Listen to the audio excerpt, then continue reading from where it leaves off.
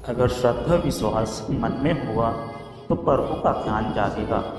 आशा करता हूँ सत्संगत जी निरंकार की कृपा से आप सभी अच्छे होंगे, स्वस्थ हो।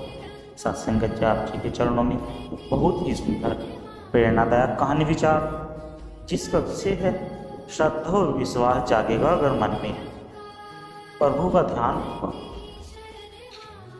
तो आइए जानते हैं इस प्रेरणादायक कहानी के माध्यम से। सत्संगत जी, इस संसार में हम सभी कई तरह के दुखों, परेशानियों और भ्रमों से घिरे रहते हैं।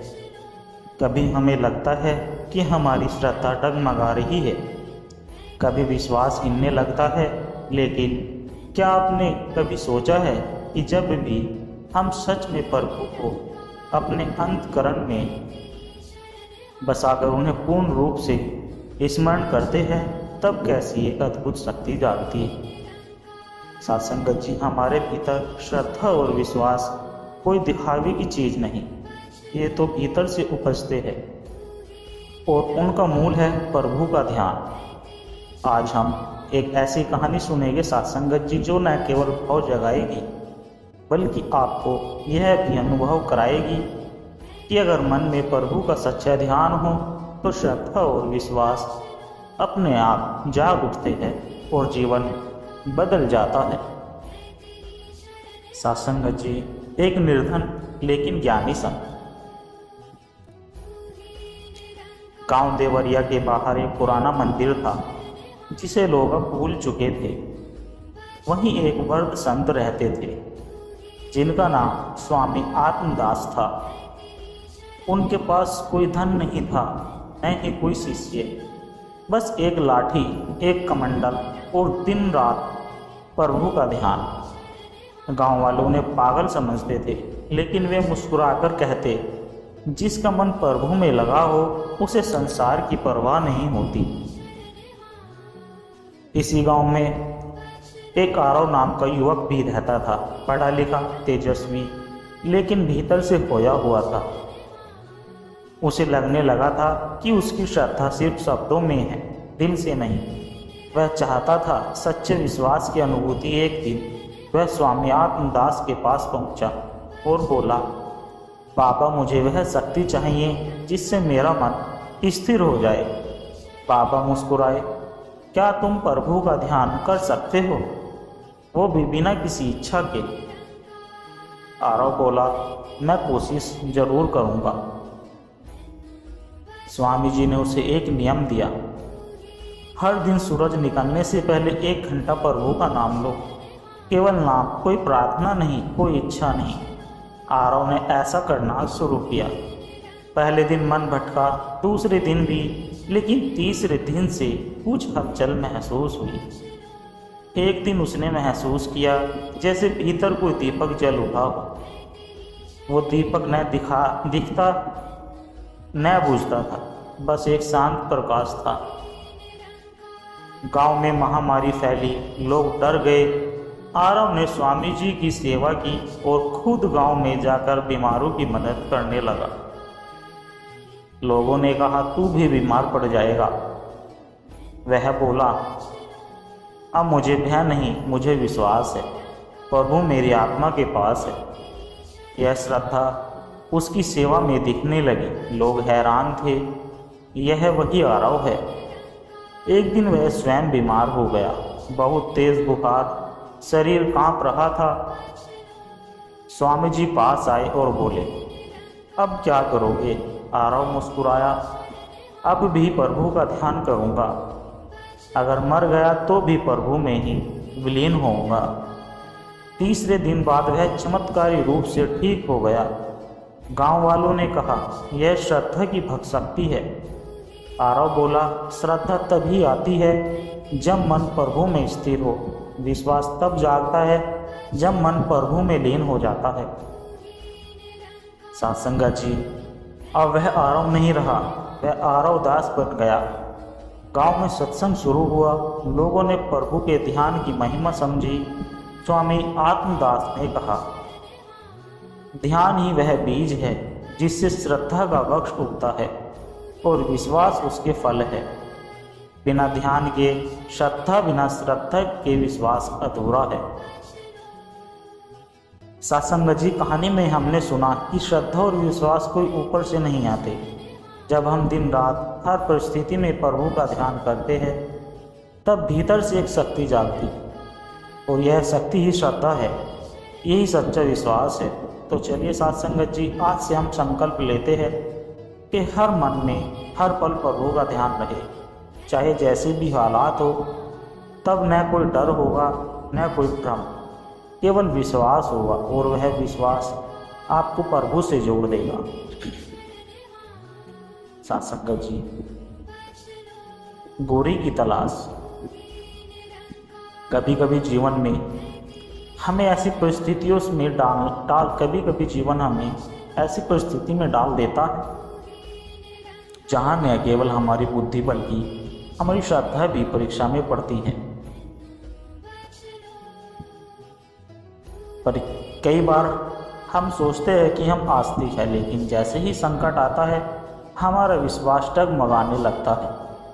परंतु जिसने सच्चे मन से प्रभु का ध्यान करना सीख लिया हो, उसके भीतर से श्रद्धा और विश्वास खुद ब खुद प्रकट होते हैं।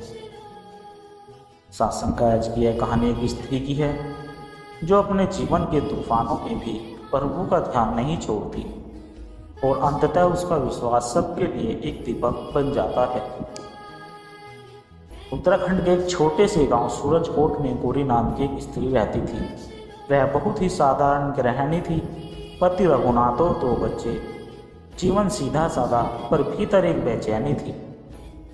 गौरी अक्सर मंदिर जाती थी,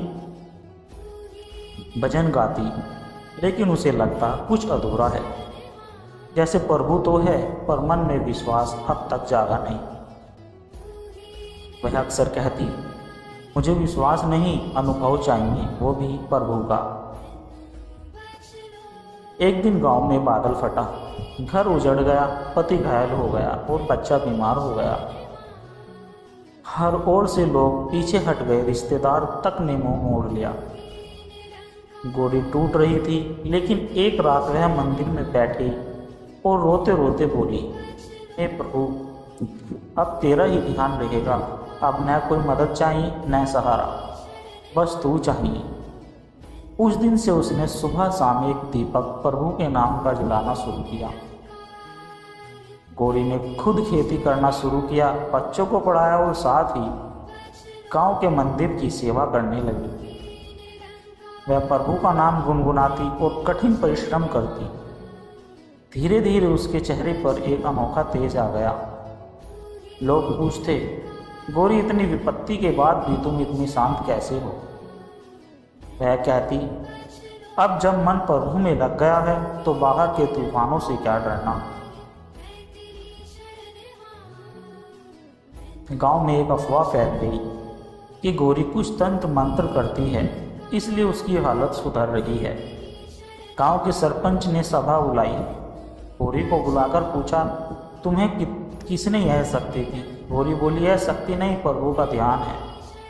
जब मन प्रभु में रम जाए तो दुख भी प्रसाद लगता है। सरपंच ने उसकी आंखों में देखा, वह डरी नहीं, केवल श्रद्धा थी। सभा में सन्नाटा छा गया।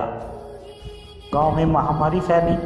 गौरी ने सेवा शुरू की, अपने घर को दवा और सेवा केंद्र बना दिया। दिन रात लोगों की सेवा करती और प्रभु का नाम जपती रहती। एक दिन एक बच्चा गंभीर हालत में लाया गया। डॉक्टर ने हाथ खड़े कर दिए। गौरी ने प्रभु के सामने दीपक जलाया और आंखें बंद कर ध्यान करने लगी। 30 मिनट बाद बच्चा अचानक होश में आया। डॉक्टर हैरान हो गए। लोगों ने कहा, यह चमत्कार है। गौरी ने कहा, यह चमत्कार नहीं, ध्यान का परिणाम है। श्रद्धा वहाँ से जन्मी है। अब गांव के लोग रोज मंदिर आने लगे। गौरी ने सबको प्रभु ध्यान सिखाना शुरू किया। कोई बड़ा उपाय मत खोजो, बस रोज 10 मिनट प्रभु को याद करो। गांव में झगड़े कम हुए, बीमारियां घटी और संतोष बढ़ा। लोग कहने लगे, गौरी नहीं, ये तो गौरी माई बन गई है। कई वर्षों बाद जब गौरी वृद्ध हुई तो एक दिन मंदिर में बैठी प्रभु का ध्यान करते करते ही परलोक सिधार गई। उसके हाथ में वही दीपक था जो उसने विपत्ति के समय से जलाना शुरू किया था। गांव वालों ने उस दीपक को मंदिर में रखा और उस पर लिखा, जिसने मन में प्रभु का ध्यान जला लिया उसके जीवन में श्रद्धा और विश्वास अमर हो जाते। संगत जी, यह कहानी हमें सिखाती है कि श्रद्धा कोई बाहर से लाई नहीं जाती, वह भीतर से उपजती है और उसका बीज है प्रभु का ध्यान। जब हमारे जीवन में संकट आता है तब हम प्रभु को पुकारते हैं, लेकिन अगर हम हर समय उन्हें स्मरण करें तो संकट हमें छू भी नहीं सकता। बोरी की तरह अगर मन में प्रभु का ध्यान हो तो न समाज, न हालात, न अफवाह कुछ भी श्रद्धा और विश्वास को डिगा नहीं सकता। सत्संगत जी, अंतर्यामी प्रभु, जब तक हमारी श्रद्धा केवल परंपरा तक सीमित रहती है तब तक वह सत्य ही होती है, लेकिन जब मन सच्चे प्रभु ध्यान में स्थिर होता है तब श्रद्धा आत्मा की आवाज़ बन जाती है और विश्वास एक अड़िग शक्ति। सत्संगत जी, आज की यह कहानी एक ऐसे व्यक्ति की है जो भौतिक दुनिया में खो गया था, लेकिन एक संत की कृपा और प्रभु के ध्यान ने उसे अपने अंतर्यामी प्रभु से मिला दिया।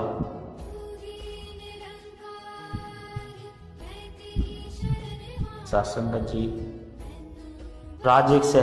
राजेश एक शहर का बड़ा बिजनेसमैन था। माहौल, महल जैसा घर, गाड़ियाँ, नौकर चाकर, लेकिन मन अशांत। हर रात नींद नहीं आती, मन में खालीपन। एक दिन उसने सोचा, मैंने सब कुछ पा लिया लेकिन शांति नहीं। एक वृद्ध साधु से भेंट हुई। साधु बोले, जिसे बाहर खोज रहे हो वह भीतर बैठा है, क्या कभी अंतर्यामी प्रभु को पुकारा है? राजेश ने सब कुछ धीरे धीरे छोड़ना शुरू किया। साधु के आश्रम गया, सेवा की, भोजन बनाया, ध्यान सीखा। शुरुआत में मन नहीं लगता, विचार भटकते। साधु बोले, ध्यान का फल तुरंत नहीं मिलता। जैसे बीज को पानी देना पड़ता है, वो भी हर रोज, ऐसे ही ध्यान का फल मिलता है। एक दिन राजेश ध्यान कर रहा था। अचानक भीतर एक प्रकाश का अनुभव हुआ, मानो कोई कह रहा हो, मैं तेरे भीतर ही हूँ। राजेश की आंखों से आंसू बहने लगे। अब उसे पहली बार एहसास हुआ कि श्रद्धा कोई बाहर की चीज नहीं, यह तो भीतर प्रभु की उपस्थिति का विश्वास है।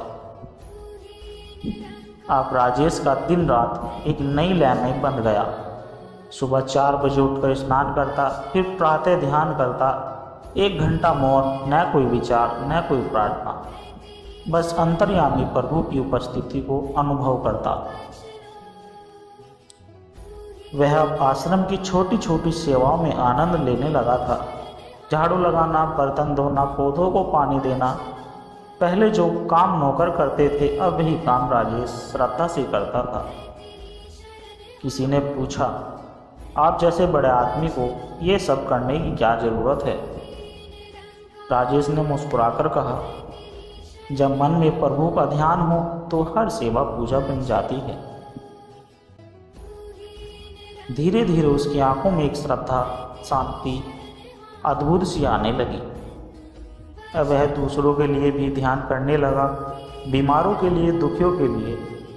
एक दिन एक ग्रामीण बूढ़ी महिला आई और बोली, बाबा, आपने मेरे बेटे को जीने की आशा दी है, आप कौन हो? राजेश बोला, मैं कोई नहीं, सिर्फ एक स्मरण करता हूँ उस प्रभु का जो सबके भीतर है। साधु ने एक दिन कहा, अब तुम साधक नहीं, सेवक हो गए हो। तुम्हारी श्रद्धा परिपक्व हो रही है और यह सब केवल इसलिए संभव हुआ क्योंकि तुमने मन को प्रभु में टिकाया है। राजेश को अभी यह जीवन सबसे प्रिय लगने लगा था। न कोई दौलत की चाह, न सम्मान की भूख। उसकी श्रद्धा विश्वास में बदल चुकी थी और उसका विश्वास केवल अनुभव पर आधारित था। एक दिन अचानक खबर आई कि राजेश का पुराना व्यापारिक साझेदार धोखाधड़ी में फंस गया है। उसका नाम भी घसीटा जा रहा है। सरकारी अधिकारी, पुलिस, मीडिया सब राजेश को ढूंढने लगे। साधु ने उसे शांत रहने को कहा।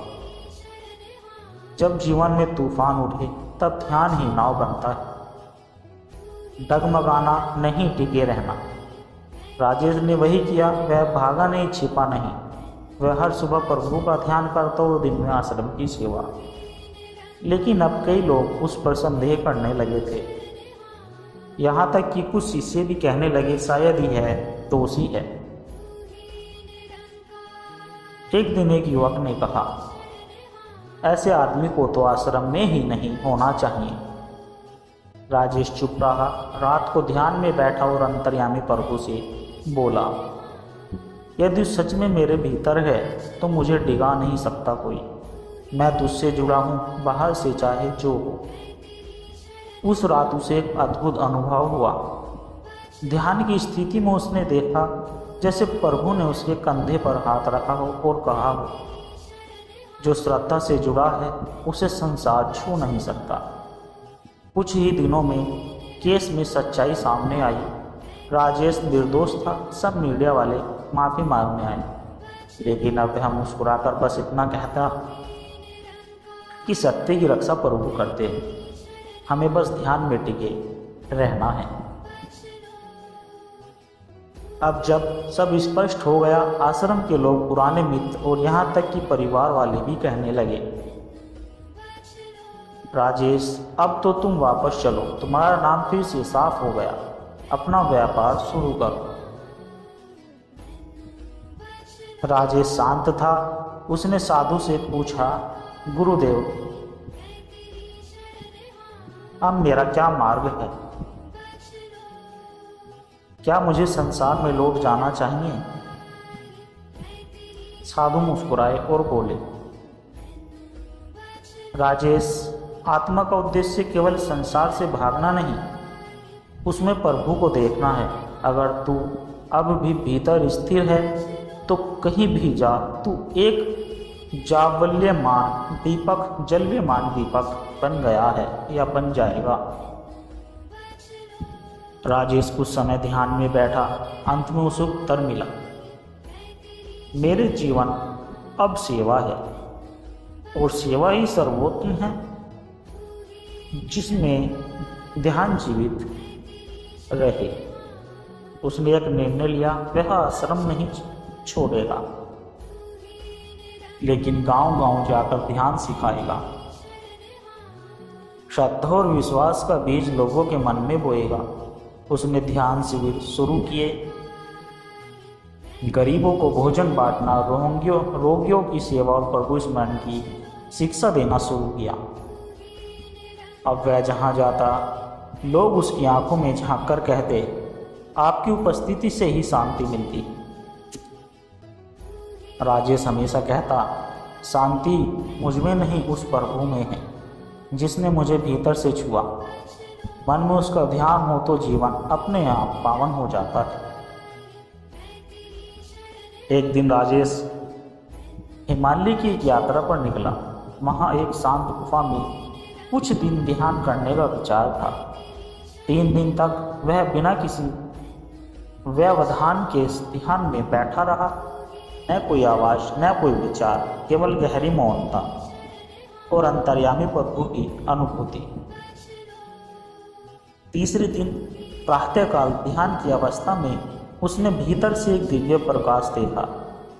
अचानक ऐसा लगा जैसे समय रुक गया हो। एक मधुर वाणी भीतर से आई, तू अब मुझसे अलग नहीं रहा। तूने श्रद्धा को अनुभव में बदल दिया, विश्वास को क्रम में। अब तू मेरा रूप है। राजेश की आंखों से आंसू बहने लगे। उसने पूछा, प्रभु, क्या मैं आपको सच में जान पाया हूँ? वाणी आई, जो मन को प्रभु में टिकाए वही मुझे जानता है। तू अब केवल शरीर नहीं, तू एक दीपक है जो अंधकार में भी आशा जगा सकता है। उस दिन राजेश का जीवन पूर्ण हो गया। अब उसमें कोई प्रश्न न थे, कोई आशंका न थी। वह जहाँ जाता लोग उसके चरणों में बैठ जाते। न केवल उसका नाम बल्कि उसका ध्यान भी फैल गया। आखिरी दिनों में जब उसने किसी से पूछा, क्या तुम प्रभु को जानते हो, तो उसे उत्तर मिला, जब से आपको देखा है लगता है वही मेरे भीतर है। और राजेश मुस्कुराकर कहता है, बस यही तो श्रद्धा और विश्वास का वरदान है कि मन प्रभु में लग जाए तो जीवन साक्षात तपोवन बन जाता है। श्रद्धा केवल शब्द नहीं एक ऊर्जा है, विश्वास केवल भाव नहीं आत्मा की शक्ति है। और जब इन दोनों का आधार प्रभु का ध्यान बन जाए तो हर मानव दिव्यता को पा सकता है। सत्संगत जी, प्रभु बाहर नहीं भीतर है, उनका स्पर्श श्रद्धा को जीवन देता है और जब मन उसी में स्थिर हो जीवन बदल जाता है। सत्संगत जी, भगवान और भक्त का संबंध कोई सामान्य संबंध नहीं। यह प्रभु का एक ऐसा सेतु है जहाँ तर्क समाप्त हो जाता है और श्रद्धा आरंभ हो जाती है। ईश्वर भक्त की परीक्षा लेते हैं, लेकिन अंत में उसी भक्त पर अपनी कृपा भी बरसाते हैं। सत्संगत जी, यह कहानी एक ऐसे सच्चे भक्त की है जिसने अपने विश्वास से प्रभु को विवश कर दिया प्रकट होने के लिए। राजू नाम का एक 12 साल का बालक हिमालय की तलहटी में बसे गांव में रहता था। गरीबी में जन्मा, लेकिन माता पिता ने प्रभु की भक्ति दिखाई। वह हर रोज शिव मंदिर जाकर घंटों बैठा रहता था। लोग कहते थे, बालक है, खेल कूद में मन लगाना चाहिए। लेकिन राजू कहता, मेरा खेल तो भोलेनाथ के साथ होता है। एक दिन तेज बारिश में मंदिर की छत टपकने लगी। राजू ने अपने सिर पर पत्ते रखे और शिवलिंग पर छाया कर दी। उसने कहा, प्रभु भीग जाएंगे तो मुझे कैसे देखेंगे। गांव के लोग हंसने लगे, लेकिन एक वर्द ने कहा, ये लड़का नहीं, सच्चा भक्त है। ऐसा प्रेम भगवान को खींच लाता है। गांव में सूखा पड़ गया, खेत जल गए, राजू की माँ बीमार हो गई। लोग ईश्वर को दोष देने लगे। कहा, तेरा भगवान कहाँ है, तेरा भगवान। राजू फिर भी मंदिर गया। भूखा था लेकिन बोला, प्रभु मेरी माँ को ठीक कर दो, मैं जीवन भर आपकी सेवा करूँगा। उस रात माँ चल बसी, लेकिन राजू ने फिर भी मंदिर जाना नहीं छोड़ा। एक रात वह शिवलिंग के सामने बैठा रो रहा था, भूखा, थका, टूटा हुआ। अचानक उसके मन में एक विचार आया, क्या भगवान सच में होते हैं? अगर होते हैं तो क्यों नहीं अभी तक आए? तभी उसे एक गहरी शांति का अनुभव हुआ, मानो कोई कह रहा हो, मैं सदा तेरे साथ हूँ, पर तुझे परखा जा रहा था। अगले दिन मंदिर में एक साधु आए। उन्होंने राजू को पास बुलाया और पूछा, बेटा तू क्या मांगता है प्रभु से? राजू बोला, कुछ नहीं, बस प्रभु मिल जाए। साधु मुस्कुराकर बोले, जो कुछ नहीं मांगता वही सच्चा भक्त होता है। साधु ने उसे भोजन कराया, भिक्षा दिलवाई। कुछ वर्षों में राजू विद्वान बन गया, लेकिन भक्ति वही रही। 25 वर्ष बाद राजू अब बाबा बन चुका था। एक दिन ध्यान में बैठा तो प्रकाश फैला और शिवजी प्रकट हुए। राजू आंखें बंद किए ही बोला, प्रभु मुझे कुछ नहीं चाहिए, बस यूं ही मेरे साथ रहिए। शिवजी बोले, भक्त तूने कभी मुझसे कुछ मांगा नहीं, पर तेरा प्रेम मुझे खींच लाया। अब मैं सदा तेरे भीतर वास करूँगा। राजू अब गांव-गांव जाकर बच्चों को भक्ति सिखाता और कहता, भगवान से प्रेम करो, सौदा नहीं। जब मन निष्काम हो जाए तब प्रभु अपने आप प्रकट हो जाते हैं। सत्संगत जी, भगवान और भक्त का रिश्ता सबसे पावन होता है। वहाँ मांग नहीं होती, केवल समर्पण होता है। जो सच्चे मन से भक्ति करता है, ईश्वर अंत में उसकी पुकार जरूर सुनते हैं। भक्त अगर प्रिय नहीं तो भगवान कभी छिपे नहीं होते। सत्संगत जी, दास के द्वारा कहे गए प्रेरणादायक विचार यदि आप जी को अच्छे लगे हो तो वीडियो को लाइक करें, शेयर करें और कमेंट बॉक्स में धन निरंकार जी जरूर लिख दें। और दास को आशीर्वाद दे के हर रोज आप जी के चरणों में ऐसे ही प्रेरणादायक कहानी विचार लेकर आता रहो। सत्संगत जी, प्यार से कहना, निरंकार जी।